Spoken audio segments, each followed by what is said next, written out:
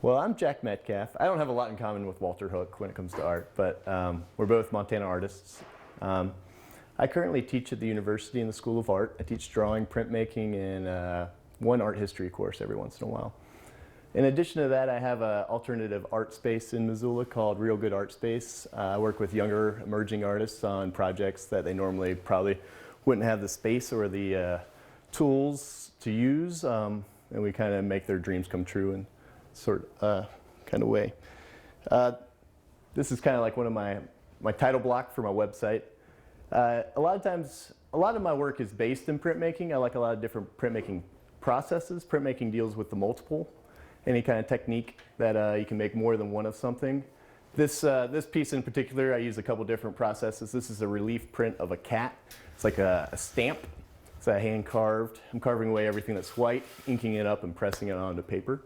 The fish is actually an etching where you use copper and you use acid to etch away the dark spots, and then there's kind of some more advanced processes that I won't go into, but there's also little things that are sewn together, the eye from prior prints. And what I do a lot of times is I print a lot of imagery and then later I collage it together in different and new and exciting ways to make one-of-a-kind pieces.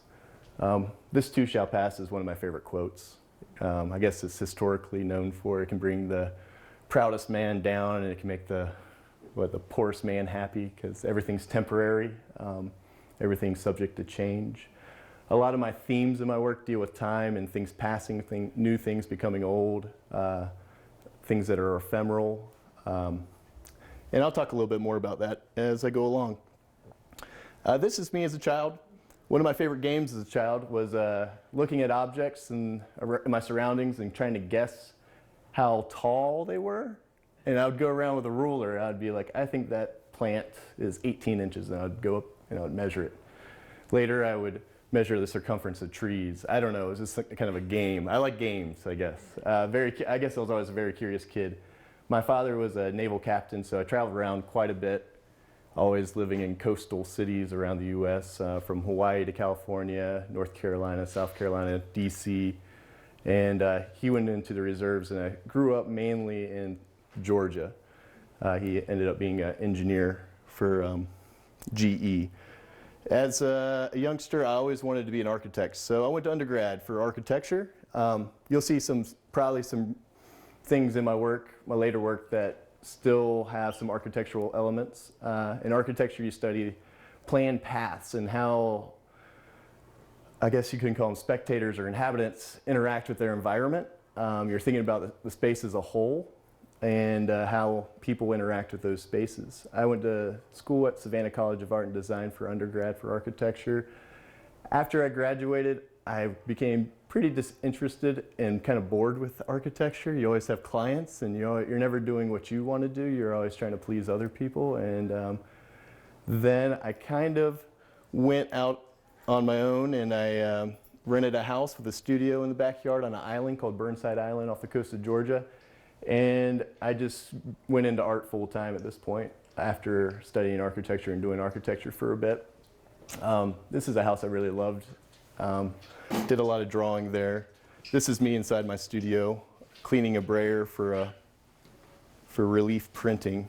At this time I was doing a lot of highly detailed drawings. They're always a little bit, I don't know, a little quirky, playful, fun, creative, imaginative. I was trying to create work that was a little on the surreal side. This piece I think was 15 inches by 30 inches, maybe 15 by 22. It's all hand drawn with little dots. I got kind of obsessed at this point with just drawing very highly detailed drawings, making weird connections. I did a series of drawings where I would find, my mother would send me drawings that I did as a child, and then I would do them larger. I think I titled this series 6 times older, 6 times larger, so all the drawings are 6 times the size and I was 6 times as old. And I would use the same composition as I did as a child, but I would go back and kind of give it the attention that I had acquired from schooling and just like just growing up. And yeah, the same kind of idea. I would go around and kind of, if I found a bar, like this was a bar napkin over here on the left, it had a composition I really liked. It was just discarded, and I picked it up and I brought it back to my studio, and then I redrew it with I had a lot of time. This piece is 30 inches by 30 inches, and I titled this piece "All Day Wearing a Hat That I Didn't Know Was There," I think was the title of this piece. Again, there's a lot of attention to detail, a lot of stippling, but I was borrowing the original composition of the found artwork. I was really, at this part of my life, I guess, like, this was probably created in 2008. I guess I was very romantic about the opportunity of chance, like the chance that I found this, the chance that I took it home, and just, I don't know, something about that I thought was really special. In Savannah, Georgia, I had a solo show called Maybe Something, Maybe Nothing, where I had 44 of these works, similar to I just showed. That, for this show in particular, I did something kind of interesting that created a dialogue with me and potential buyers. I let people pay whatever they wanted for the pieces. I kind of created this like sheet they could put whatever price. So literally somebody could walk away with all 44 pieces for a penny if they wanted. Nobody did that. It just kind of put a burden off my shoulders and put it on the patron's shoulders of what they thought it was worth. And I don't know, it was kind of an interesting experience for me. A lot of times at my shows, I like to incorporate friends and collaborators and try to turn the events into more than just objects on the wall. I've had people doing graffiti on vehicles outside. I've brought in dance groups. And you'll continue to see that evolve as I go through the presentation, and how I continue to try to reach out and try to make connections with other artists in the community, whether they're dancers, actors, maybe there are other visual artists as well. In 2010, I moved out to Missoula and I began grad school to receive my MFA. This is, I'm working in my studio while in grad school, making a lot of little dots. My work at this time was it was still in that tradition of a lot of stippling. All these are hand cut out, all the keys on the typewriter, they're all hand cut out, and I use little dissecting pins to pin them to the wall. I really like the shadows and creating that depth. I have a detail shot too of that piece. Still kind of going surreal, trying to, I don't know. A big thing for me is originality and trying to do things that I've never seen before. This piece is called "I Have Nothing to Say and I'm Saying It." That's a John Cage quote, experimental musician. This piece is actually pretty tall. This is like 5 feet tall. And I used several different processes, from relief to screen printing to cutting to sewing it back together and drawing on top of it. I ended up mounting it on wood and coating it in resin, which I do with a lot of my pieces. Then I use a French cleat to hang it on the wall so there's a cast of shadow. When I was a child, my grandfather lived in San Diego, and he'd always take me to Tijuana, and one of my earliest memories were the donkeys that were painted like zebras. And I kind of use that imagery a lot, that pattern you'll see throughout a lot of my work with the zebra stripes. This piece, and sometimes I have fun with the titles, it's called "The Content is Content," or "The Content is Content," or "The Content is Content," because they're all spelled the same. It's kind of like a pun. But again, this is all hand stippled little dots. This piece is 24 by 36 inches.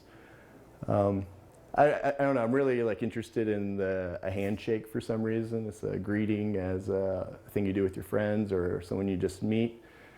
Yeah, and I just find the hands very interesting, very telling parts of people's bodies. We use them for a lot. You don't realize how much you use them until one gets hurt. Yeah, after drawing like this, I'm really worried about carpal tunnel or something like that. But yeah. This is a self-portrait I did probably around 2012. At the time, I felt like I was just like kind of running as a machine because I was creating a lot of artwork. I was drawing a lot. I had like very rigorous studio hours. And I felt, I don't know, I think I was ignoring parts of my life, and that's why I felt like I had the Pinocchio nose. That was in order to get things done. This is another piece I did. This is about 3 feet by 3 feet. Around this time, I had a show at the Brink Gallery in Missoula. This show was called Considering Content, or Considering Content. That displayed a lot of that work that I just showed. This is one of the larger, probably two-dimensional pieces I created. I called it Holy Hell. This piece is, I guess, 8 feet tall, 12 feet wide. The black and whites are relief prints. In the background is like aerosol spray paint that I taped off carefully and try to create clean, strong edges. It's kind of like a holy trinity to me. At the time, I have the Father, the Son, and the Holy Ghost. The Father was James Earl Jones dressed up as this kind of monster in a tug-of-war match with Patrick Swayze, and then there's his son, because James Earl Jones to me was like Darth Vader, I am your father. The ghost, obviously Patrick Swayze in the movie, and then like this kind of bright, colorful sun. And I did this for the Top Hat before they got remodeled, and it was downstairs in their basement. They would have special events down there. Something I kind of do reoccurring is the window display at Noteworthy on Higgins in Missoula. These are a bunch of fish-headed planes dropping what I called love litters. They're little boxes with little air holes that have relief cut cats in them, kind of like scattered about. I just thought it was kind of an optimistic, kind of fun, playful piece that would brighten people's day as they walked by. This is another window display I did at Noteworthy. There was this kind of colorful character that entered my life named Bobby Lee Springfield. He was an old country singer-songwriter. He wrote a lot of songs for Eddie Arnold. We became friends, played me a lot of music, and that's an image of him. For some reason, I kind of thought of him as a little worm.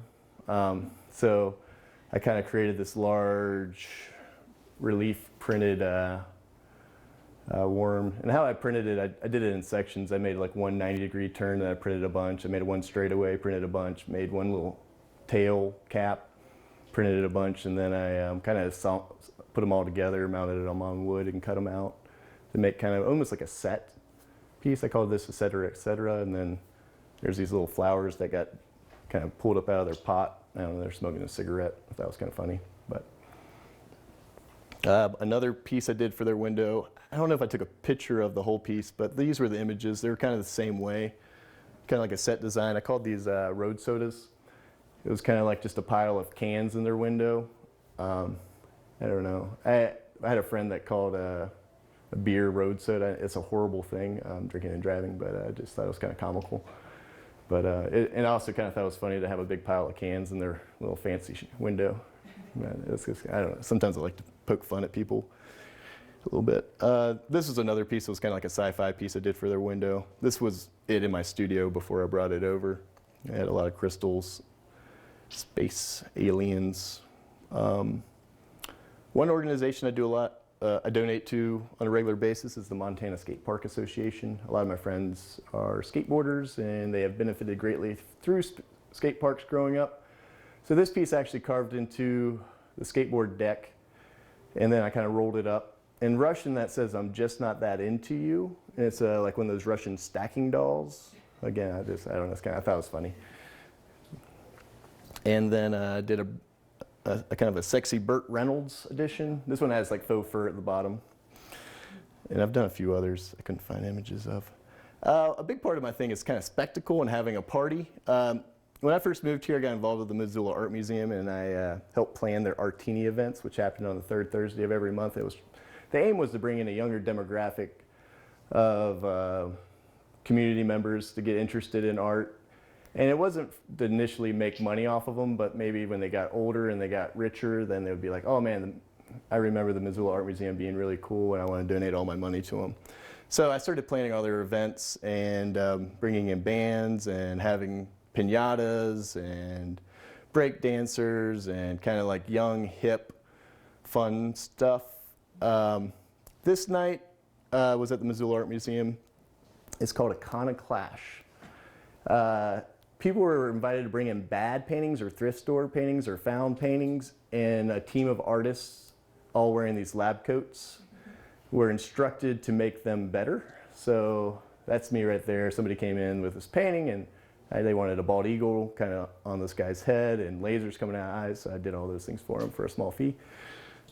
But yeah, they're giving me instruction as I'm painting. In the past, I've also kind of gone back, I guess, to the architectural roots and made playhouses for the Boys and Girls Club auction that they used to have. I guess they no longer do it. But this house is kind of inspired off from the movie Beetlejuice. And I took some more pictures of this one.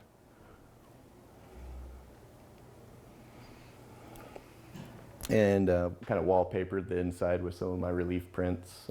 There's hardwood floors. Just kind of have a lot of fun. 2012 when John Tester was running for Senate. This is Jeff Annette from the band Pearl Jam. They asked me to design some t-shirts. Tester, since he's missing 3 of his fingers, kind of has that permanently hang loose symbol, which I thought was kind of like perfect. I collaborate a lot. That's a big part of my work. This is, I made these danceable cabinets for a dance company in Missoula called Bear Bait Dance Company. So they asked me to design 6 different danceable cabinets that they could have like full range of motion, that had, some of them had specific things they needed to do. It was called How to Open a Cupboard. And there were some that were 2 people cabinets. Yeah. And they'll come back into play later with some of my later collaborations. At Home Resource in Missoula, which is a building supply facility that people donate old building, instead of going to the landfill, you donate them to Home Resource. Once a year they have an event called Spontaneous Construction, which I do pretty much every year. This year that I think it might have been 2012, 2013, I created a printing press that resembled a chicken. So over there, we kind of put together this weird, very lively chicken. And then over here, we're putting down a woodcut. And you actually ride the chicken, the prints. So if you pay attention, yeah. So there, we're carrying it, and the weight of the action of riding it transfers the woodcut, which is pretty much like a stamp, onto whatever. You can print t-shirts, you can print paper. And the image is a guy riding a chicken. So that was kind of full circle. But yeah. And you only have like 5 hours. It's kind of like junkyard words. You have like free range at their lumber yard, whatever, and you gotta make something. So my free time. Me and my friends, we entered a boat race down the Clark Fork. We called it the Wild Rose. We constructed this kind of pontoon. It was the slowest boat. But it had a drum set. We couldn't sacrifice the drum set, so we drummed all the way down Clark Fork through Brennan's Wave. But it's kind of, I don't know, just kind of one way to spend a Saturday. Yeah, and then I don't know, somehow we got turned around, we went through Brennan's Wave, but we made it, we're all in one piece. We're good, yeah. And then like one random Saturday, I went down to the Oval on campus, and that morning I built a catapult. I welded together a catapult, and I sewed all these little bags. They're little kittens, cat bags, and they're kind of like bean bags, and I called it a cat-apult. And I just launched free cats to kids walking by. I don't know. One thing I've been involved with a lot over the years since I've been here is the Day of the Dead parade and the big steamroller print. So in the background you see this big steamroller running over a big relief block. Here I'm inking up an image of my grandfather who had just passed away as a Tijuana zebra. And yeah, we just use house paint and bed sheets instead of paper to create these big prints.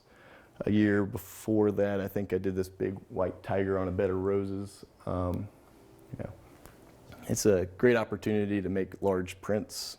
A lot of times in printmaking, I feel like we don't go too big, but this, you can go big. When I teach, I always try to come up with clever projects. Here we made a taco stand, and we were selling taco cookies while people printed. But like all the students kind of got together and had different aspects. Like somebody did the packaging, somebody did hats, somebody did the signs, somebody did some like wallpaper around the base. And here's an image of the taco cookies. Like the cookies, like the tortilla. There's like M&Ms that are the beans. Marshmallows are the sour cream. Yeah. And then if you guys haven't ever made it to Missoula for the Day of the Dead parade, there's usually, they remind me of like sails of a ship, kind of like marching down. I don't know, the theme of Day of the Dead just deals with celebrating those that have died in some way or another that are special. I think in our culture it's really hard to talk about death sometimes, something we avoid. But yeah. Another year, one of my classes, we built a very large paper mache serpent that everybody printed little individual bones, and we made a head together and marched down through the parade. I think there was like 30 people in there. It might have been 45 feet long. It was kind of an ambitious one. I don't know if I would do again in hindsight. But it was kind of cool. 2012, I think, I had the opportunity to have a show at the Missoula Art Museum. It was a kind of a weird opportunity because it was only one night they had free, but they wanted something to happen on that night. And they asked me if I had any ideas, and I was like, yeah, I can do something. So with like 2 or 3 months notice, I created a show called Semantic Ascent. And I kind of designed it because I knew it was a lot of work to fill up the main gallery, the Carnegie Gallery at the Missoula Art Museum. It's like a really big space. I didn't have a lot of time. So what I did was I printed a bunch of Newt Gingrich heads and a bunch of like leotard bodies and a bunch of different limbs, hands, feet, step stools, and I hung these kind of colorful paintings around equally in the space, and then I let the public hang up the body parts as they saw fit. So everybody got like some push pins, everybody got some arms, some legs, some heads, and they got to work. And they kind of I let them choose how they went up on the walls during the day before the opening that night. So you can kind of see everybody planning their attack. I gave a list of instructions. I can't remember exactly what it said, but there were a few prompts and a few suggestions, and I was there to problem solve if any problems arise. But I really wanted them to use their own creativity and composition and playfulness of how they would arrange the parts. There was this big quote. It's a Noam Chomsky quote that means pretty much words are meaningless. So, and I thought of these colorful paintings as like meaningless talk bubbles. They're beautiful, but they mean nothing. Kind of like the words some politicians might say. Like they're really well spoken, but in the end, they don't mean anything, is what the concept in my mind was. So, yeah.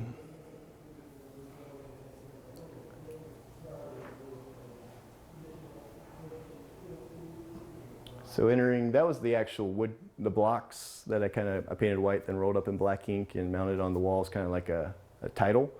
You'll notice I made custom hats on the side that kind of matched the hats that Newt was wearing throughout. So there would be a photo op opportunity. The night of the show, I mean, it was pretty, there was a lot of people there. You give wine and everybody comes. You know. But, I mean, I had a DJ, people like music. This was the photo op. People could take their photo on the way in wearing those silly hats. I don't know. It's very playful.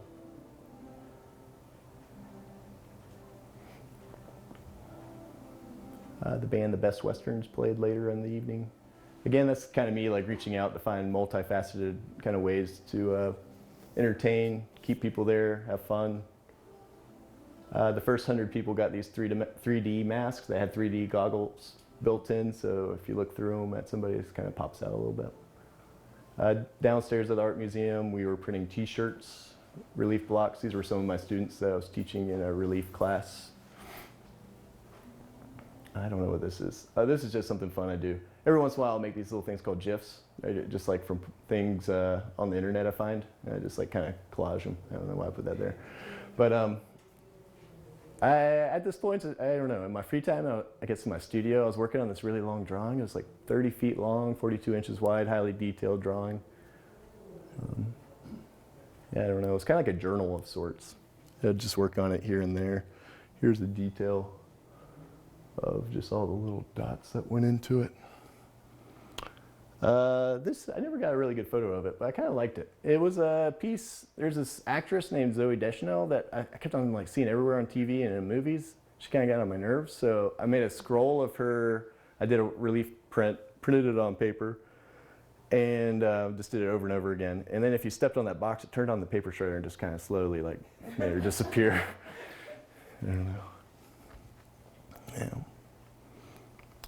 So this is right around my thesis time. I did this woodcut collage. I carved this block that you kind of see this background, and I've used that print a lot. I printed it a ton. I just made like tons of prints of it, like just stacks and stacks and stacks of prints of it.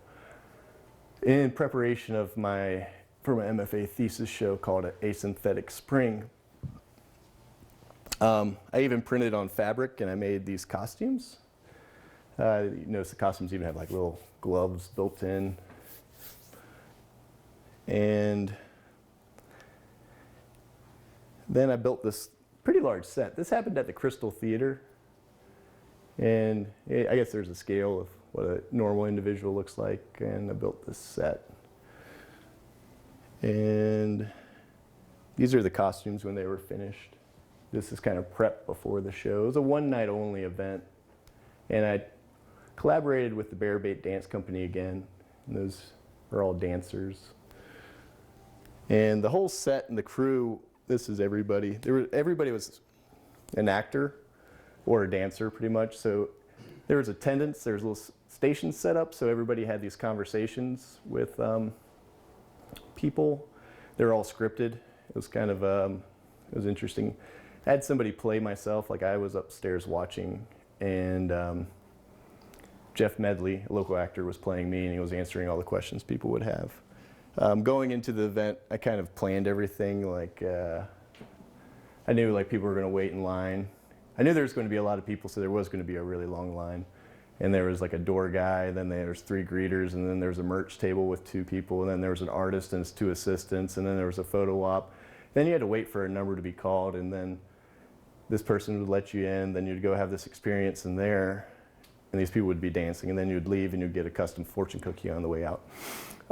It's really hard to explain in a really short period of time, but inside this room, out here, everything kind of was on repeat. I had somebody create a track of Once in a Lifetime, kind of edited, the Talking Heads song, and it was just, it played over and over and over again. The dancers did the same dance routine over and over again. All the actors did the same thing over and over again, to the point of exhaustion. Like, it's kind of a critique on a lot of things I see in like pop culture. And then I was trying to offer something the complete opposite of this repetitive nature inside, which was a once-in-a-lifetime opportunity. I don't know, there might be a photo of it later. I engineered this kind of 42-inch wide paper shredder that was slowly destroying that one drawing I showed, that big scroll drawing. So that was the only picture I took of it.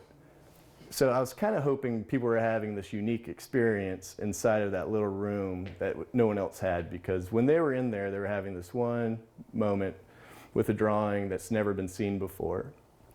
But on the outside, everything is like repetitive and pop culture-ish, and then you have the sincere moment on the inside. Going into this event, I tried to make a lot of hype, I guess you could call it. And I may, just to give you an example, this was like a trailer. Just a minute and imagine.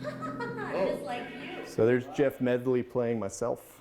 Hello, I'm Jack Metcalf, and I want to introduce to you a synthetic spring.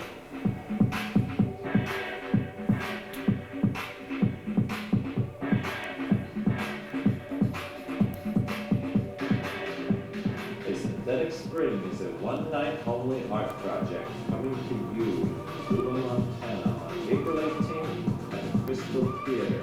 This is not a Again, this is not a business opportunity. There is nothing to necessarily buy. An experience that I did paint that eagle too. resonates. Every once in a while I do oil painting. This is a collaborative art project. But let's not put the cart in front of the horse. We call ourselves artists.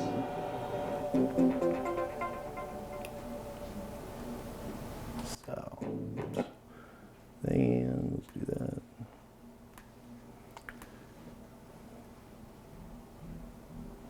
So yeah, that was a that was a lot of work. I'll put it that way. Yeah. Later on, I reused the set again. This is for the roller derby team in Missoula. They did a calendar shoot, and each month I had a different artist. So I was like, I have this set, I have these costumes, might as well use it again. And I made this big rug, and then yeah. And a lot of times when I print stuff, I think about like, instead of making an edition, instead of making like 50 exact same things, how about I build like an army? Like what makes sense to have a lot of? So I printed a bunch of these like screaming ladies, I don't know, for another show. And a lot of times like I'll print these hands a lot and then I'll collage them. These are all relief with screen print on top, and then I mounted them on wood, cut out the wood to the shape, and then coated them in resin and made a two-dimensional piece. I do these weird bingo performances every once in a while. I'll show a video in a little bit of that, but I won't yet. 2014, I had a show, maybe 2013. I had a show at the Brink Gallery in Missoula called American Pastime. I collaborated with a poet named Jacob Kahn. What we did, we created this kind of soapbox where people were invited to come up and stand on. When they stood on the soapbox, it chanted USA, like a large crowd saying, USA, USA.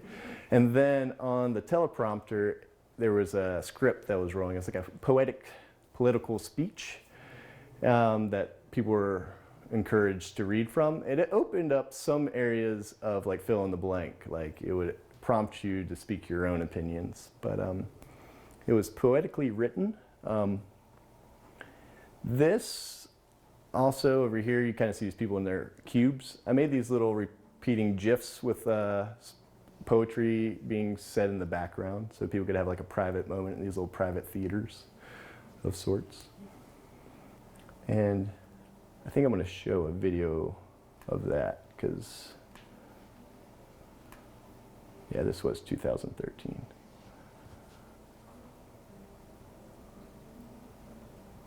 I feel it, and I brood over it, and it comes then. So the very audio is from coming me. from some of the script. Do you see how simply it comes out of me, you see?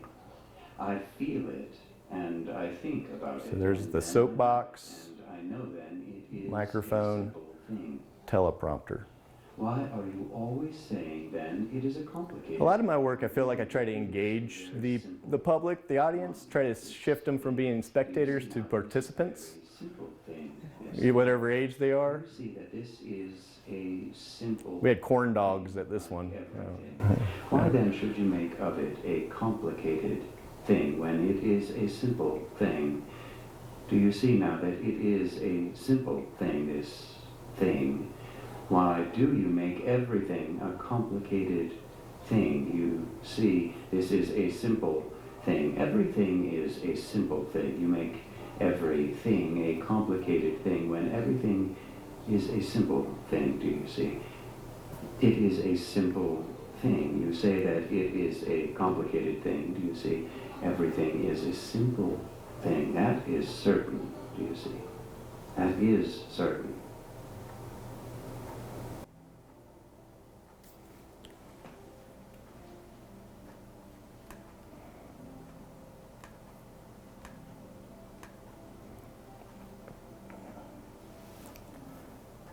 Okay, this was a show I had in Butte called All the Pretty Horses. I built this little racetrack for miniature horses.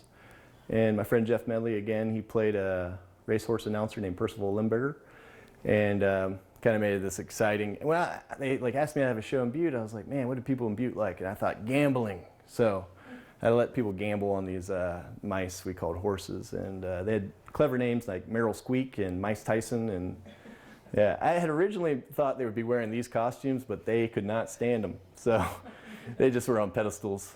Yeah, I think I'll show, there's a video I'm going to show later that kind of shows a little bit of that. This was a show I had in San Francisco. It was during a printmaking conference called the SGC International. It's like the big printmaking conference every year they host in a different city. And at the opening party, they asked me to do something. So I kind of created the situation when people entered the party, they had to stand on this box and these lights turned on, this music turned on, the dancers turned on, and then this guy in a tux came out and handed a trophy of John Cusack holding his boombox over his head from a movie, and it just made everybody feel special. And then in the background, I used the paper shredder I had priorly used for a synthetic spring. It's kind of destroying things that had a short bit of fame, I think, or short bit it's kind of like that ephemeral, new things becoming old. It's kind of like crystal clear Pepsi was really hot for 2 months, and then the Segway was, they thought it was going to change the world. Floppy disks, Rolodexes, things we thought were important, but now are archaic and kind of futurist toys of the past. But the paper shredder is kind of neat. I don't know. It took me a while to figure it out. It consists of a rotisserie motor, a windshield wiper motor, a garage door opener, 16 sets of scissors. So it it's kind of triggered by switches. So every 20 seconds, the garage door opener will pass, and then it triggers something that cuts the paper, and it's like a really elaborate, silly confetti maker of sorts. But I made a little promo video for this. It's me talking to myself, kind of interviewing myself. And I'll show that video. I like that video a lot. It's a nice video. I call it Two Jacks or a vase. Begin. It matters who's asking. Funny you should say that. I was thinking the same thing. Is that so? Jack, let's talk about the original. About you? I might not show the whole thing. It gets kind of long and wordy. Tell me about yourself. My name is Jack, and yes. When I approach an art project, I guess I don't think I'm a painter or I'm a printmaker. I feel like I try to have a large skill set, so I try to match my idea with whatever process works best, whether it's video, film, printmaking, performance, drawing, Jack, building, woodworking. it's a piece called Finite Jest. I heard it was called Instruments of Fairness. I'm pretty sure it's called that. I am past forgetting. I am forgetting what's past. But why cut your art up? What's this whole show about? It's about time, about things slipping into the past, about new stuff becoming old. Like chimneys. Or dogs? Yes. Like that. Okay, It's that's probably enough metaphorical. of that. Ha ha ha ha ha. All right. Let's go back. So I guess about a year ago, I had a show at the Brink Gallery again. This was the last one before they closed. What was it? I can't even remember the name of this show.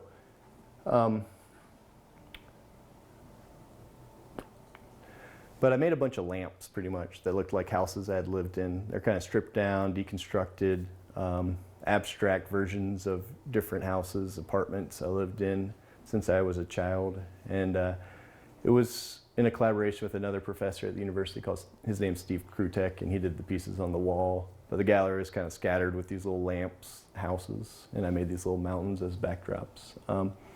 One of the things I find interesting, I always play around with pricing of artwork. This is the equation for calculating the prices. So the materials for each lamp cost me about $40, and I spent about 10 hours on each lamp. So I asked people to use X as their approximately hourly wage. So say you made $10 an hour. You would times 10 by 10, which is 100, then you would add 40, so the price of the piece would be 140 bucks. I thought it was an equal way of my time for your time kind of thing, equation of sorts. If you're unemployed, then it's zero, then it would just be $40. But if you were really rich, then it would, yeah, I don't know, so you get it. Whether you had different, they're all titled different addresses I lived at over the years. Sometimes people ask me to do things that they probably regret. This is a shirt KBGA. They asked me to design a shirt. I was like, what do you want to look like? They're like, whatever you want. So I made this. I don't know what's going on. I was in the Butte St. Patrick's Day Parade last year. I was calling bingo out of a flatbed. That's my van over there.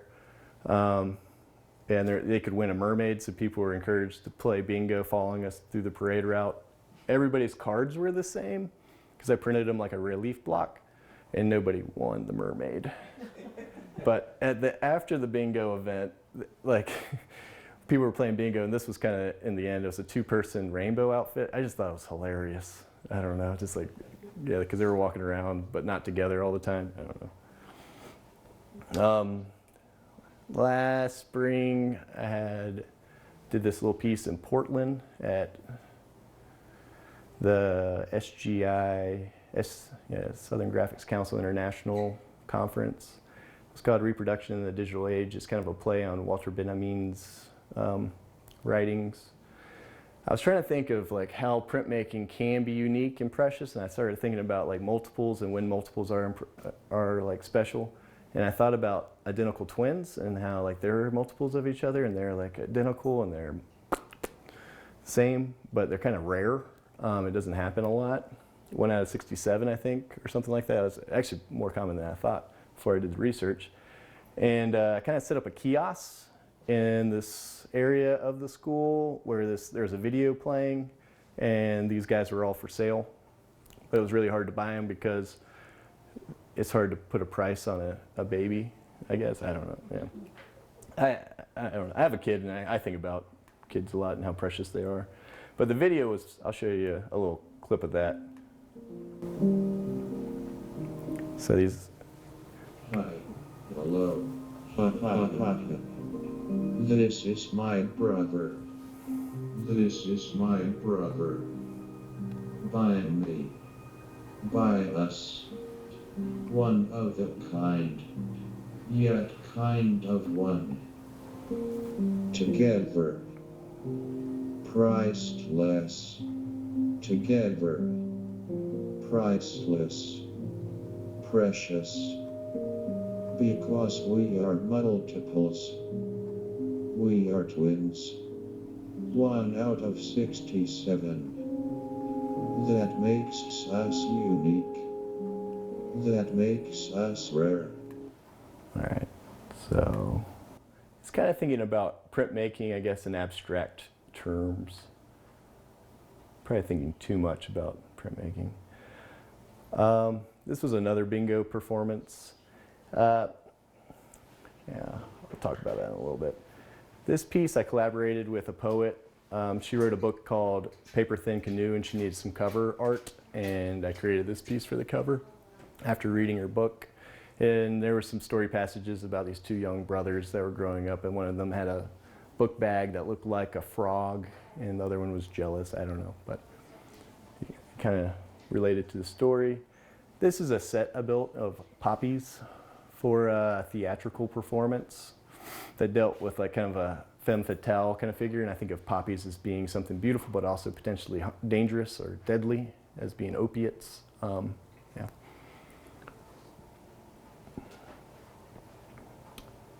This is just a piece I kind of find like stuff around my shop. I cut up things and then I put them together in new and exciting ways. This piece is based off of the writings, what was that book? Society of the Spectacle. And this was a backdrop for a photo shoot for people entering the Montana Film Festival. So I brought a pair of 3D glasses. When they walked into the festival, they sat in front of it looking the same, and we took their photograph. And I got contacted with some folks that were going out to the pipeline, and I started reading into it for imagery, and I found the story of the black snake kind of being a metaphor for the pipeline in a lot of different Native American cultures, and how once the black snake crosses the river, pretty much it's a horrible thing, so you got to stop the black snake from crossing the river. And that was a very powerful kind of story. So I borrowed that story and made these t-shirts, and I think we printed 200 of them just to distribute completely free in North Dakota. And then, I don't know, in my free time, I built kids' tree houses sometimes. And I usually work with the kid, and I try to work with the tree as best as possible. With this one, I didn't even touch, barely low impact, didn't cut any branches. You can tell window placement. They had specific things they wanted. They wanted a puppet show window, so there's that. And then they wanted a hidden door and pulleys, and so yeah. A few years ago, I had a repeat student. The student must have really liked me. He took a lot of classes from me to the point of exhaustion. But after he graduated, he got into filmmaking, and he was like, I want to do a little mini doc on you and your art practice. So he made this little documentary. I think it kind of captures a lot of things I've said already pretty well, and I think it's entertaining, but it's about me, so I think Memories are more poetic. it's hard for me not to find it interesting. Nobody remembers the same event exactly the same as somebody else, which I like. And you can also elaborate memories, kind of a little bit more flexible or elastic.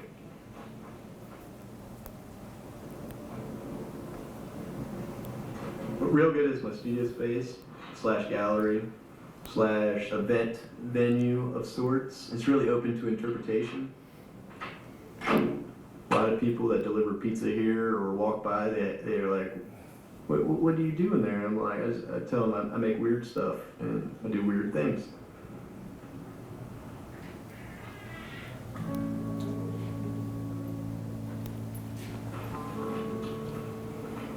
I compare making art to getting Christmas presents. Some nights I have a hard time sleeping because I'm so excited about making and what I am making and what I'm going to wake up and see the next day if I'm in mid-progress of something. I really like process-oriented things. I like using tools. I like precision.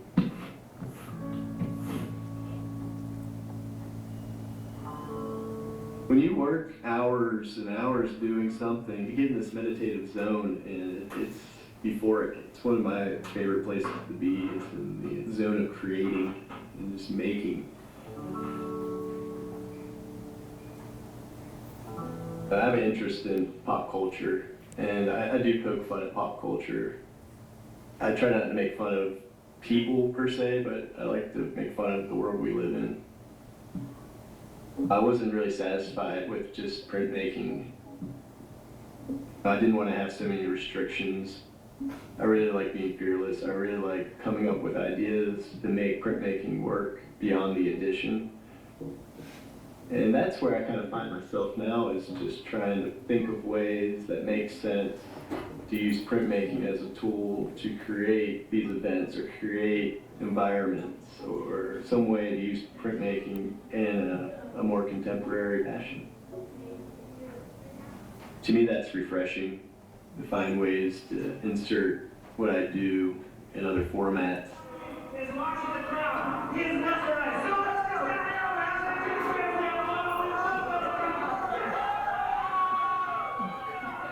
I don't think of my work as too highbrow. I'm not saying that to lessen the work. I want my work to be accessible. I want my work to be fun. I want my work to linger with people. I do like to have participants instead of spectators. It might be uncomfortable for some people, but I think it might linger with them a little bit longer if they're actually being active participants instead of a passive spectator. It's definitely interesting to see people participate in these constructed situations.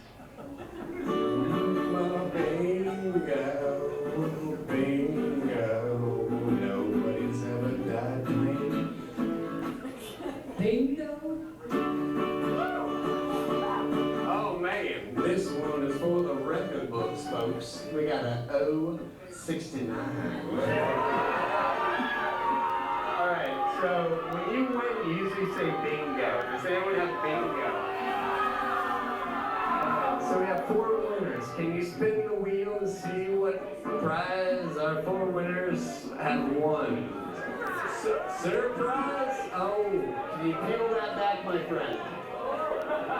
What's it say underneath? Horse race contestant! Holy shit! We lucky for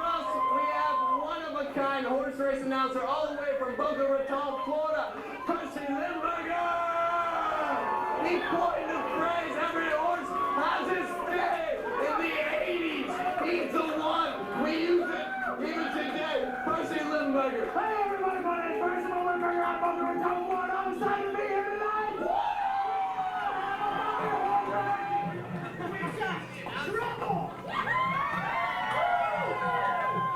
We got heartache and confusion.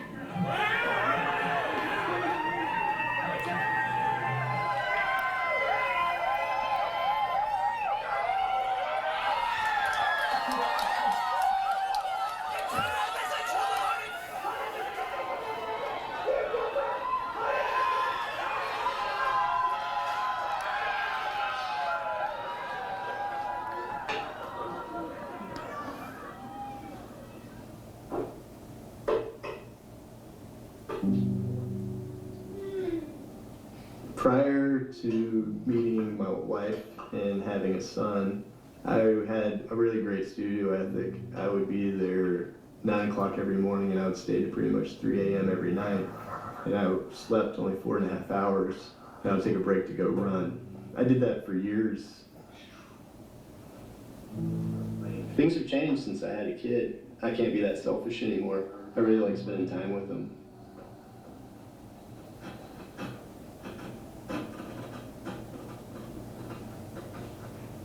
If you're living solely off your art, you're going to have to make products that people will buy that will support you. I chose the path of finding other ways to make money in order to support my art practice. I've been bartending for over a decade, just a couple of times a week, and that has allowed me the luxury to keep on having these events where they can be free, or I can even lose money. It's really nice to be able to have that freedom and not feel like you have to make your income or support your family off of making your art. I'm not interested in making work that will last longer than I am in its physical form. I value it as creating these events that will affect somebody and they'll tell their friend about it, or they'll have this memory of this event they went to that was completely bizarre but wonderful at the same time.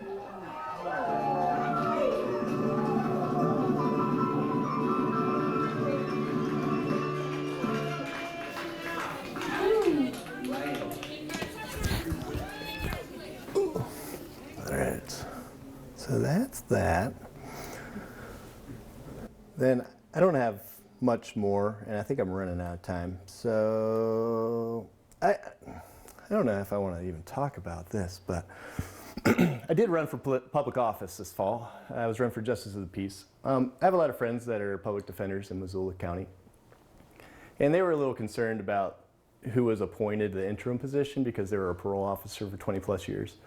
And they didn't feel like it would be fair for their clients to have a history and it wouldn't be a true impartial judge in justice court. In justice court, the judge doesn't have to have a law degree. It can be any member of the community could run for that elected position. So I decided to run for Justice of the Peace, Missoula County, just trying to offer a fair, pragmatic. After seeing my slideshow, you might not think I'm sane, but it's I don't know. I consider myself a creative problem solver and a hardworking individual that listens. But so I did the design of these yard signs, bumper stickers. And my last name's Metcalf, so I was thinking 2 cows with the hands meeting as Metcalf. And then I thought it was clever, Metcalf on your behalf. But it was fun. I met a lot of people, had like great conversations, learned a lot. Ended up with over 13,000 votes. I wasn't that far behind. And I was up against some steep competition. Somebody that had the support of the county commissioners, the entire police department. Yeah, that was in the homecoming parade. But I don't know. I guess what my thing is, I just try to turn art into like a 24 hours a day, 7 days a week lifestyle. Even with my son, like we were constantly like making projects, whether it's turning a cardboard box into a costume or I don't know. We're building a really elaborate tree house in our backyard, right? Well, it's on delay for the snow, but we just have a lot of fun. I don't know. Yeah. And then in closure, that's it. Thanks for coming. If you have any questions, I'm here for questions. That was excellent. Thanks Cool. for coming. Cool. Not a problem. Thank you for having me.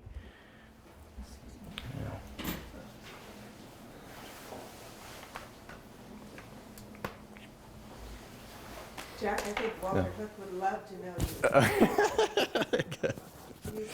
you. He was a hard-working individual. He was. Yeah, he was very prolific. He wasn't deterred by any idea. Yeah.